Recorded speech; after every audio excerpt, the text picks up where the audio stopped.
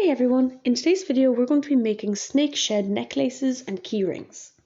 So to make this you will need some coloured paper or card, some diamond glaze glue, some of these little clips to hold them together, and then you're going to need some necklace cords or key rings and so on and so forth, and then cabochons and their trays. You can get all this stuff off of Amazon and I'll link them in the description below. You can get these in lots of different shapes and sizes, so I got an assortment. I got some squares and hearts, teardrop shapes, circles, and some ovals and such, just because I want to be able to mix it up and have different looking ones. So the cabochons should sit perfectly into the tray, and then you can take your card and you're going to start cutting out the shape of the tray. So use a pencil or something that you can erase just in case you get pencil around the place. Like if you get ink, you might stain the front of the card and then you're going to have to make a brand new circle and so on and so forth. So just pencil is just easier because it won't spread around the place. So press down the tray and you're going to go around as close to it as possible. This is going to make a circle that is slightly too big because obviously if you're tracing around the outside, the inside is where the paper is going to sit. So what you're going to do is when you have your circle traced out, you're going to cut it out and then you're going to hold it to the tray. You're just going to cut out one, hold against the tray, and then just keep snipping around the edge of it until it fits. Then you're going to use that one as your template for all the rest of them. I'm using a scalpel and a cutting mat here, but that's just because I like the fact that I can do very nice circles with it. Whereas I find with scissors, I tend to be able to do a very nice little bit of a circle, like a little curve, and then it gets all like jaggedy and pointy. Whereas with the scalpel, I can make sure that the entire thing is like perfectly circular, and I just prefer it. It's just like a pencil, it's just like drawing, and it'll cut off the edges very easily. Just make sure if you're using a scalpel to cut away from your fingers because you only have so many fingers and you can't afford to lose them over some jewellery.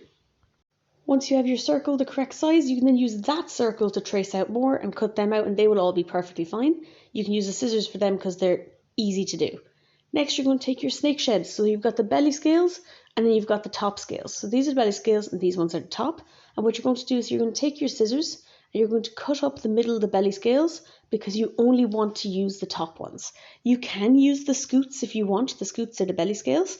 But honestly, they're just not worth it. They just don't look as nice. They just kind of look stripy. They're pretty. They just don't look like snakeskin. So you can if you so wish. I just prefer to use the top ones. So that's what I'm going to be using here. The head of the shed always makes a very interesting piece. So just cut that off and put it to one side like I did there. And you can see if you can find a big enough jewellery piece, you can use the head in it and it just looks really pretty.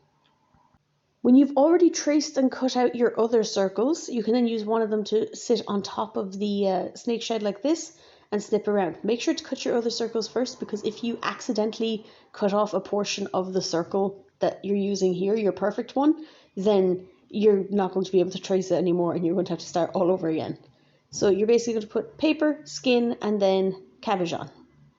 And you end up with roughly what it's going to look like at the end.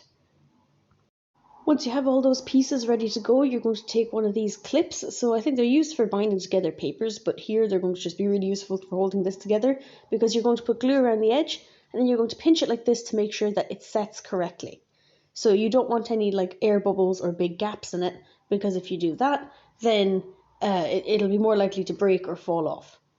Take your diamond glaze and you're going to want to use the scissors to snip the very, very top of it. So try to go like very close to the tip because you want it to just be a narrow opening that's letting out the glue. And you're going to pick up the piece and you're going to hold it very firmly between your thumb and your other fingers. And you're going to just very gently blob some little bits of glue all the way around the edge. So you're making a continuous seal all the way around, but try to avoid having any gaps or bubbles and any really big blobs just because they won't look as pretty. Now, the bigger the blob, the more likely it is to be very sturdy, but also you want it to be pretty because if you're keeping it for yourself, it doesn't matter, whereas I'm selling these, so I want them to look presentable so that people will buy them. Sometimes, like here, you'll get little bubbles come up when you put on the clip because it's pushing out all the air from underneath. You can use your nail or a sewing needle or such to pop them and get them out of the way because if you leave them there, the glue, when it dries, will leave these little bubbles in it. So if you want them gone, just poke them, get rid of them, they'll be grand. And if you're touching it with your bare skin, just make sure to wash your hands afterwards so that you don't end up with glue all over your hands. Sometimes, like here, you'll see that there's some bubbles come up after you put on the clip. So just make sure to pop them with your nail or with a little sewing needle or something along those lines, maybe a piece of scrap paper, just poke them away. And when they're popped, the glue will then fill in the little gaps around and you won't need to worry about it. Once you've got your glue on and your clip is on as well, then you can just leave it to one side and let it set. So usually it takes a couple hours at least to set, but I tend to leave them overnight just in case. When they're set, you can add your strings for your necklaces or your little chains for the keychains and so on and so forth, and you're done. And that's it. And you can, if you want to sell them, you can get the little cards. You can order them off Amazon to stick them onto, write down a little business name, write down that it's real Snakeshed and ethically sourced and so on and so forth, and maybe the name of the snake that it came from, just to stand out.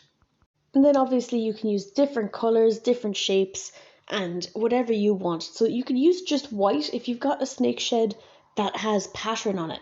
So for example, from a ball python or a darker coloured snake, just use white paper and it will bring up the pattern of your snake. Whereas I used white shed, I used shed from snow corn snakes for these, and I put them onto colour just because I thought that's what looked best. So that's it for this video. If you make these, let me know how it goes. Let me know if you did anything different. And thank you very much for watching.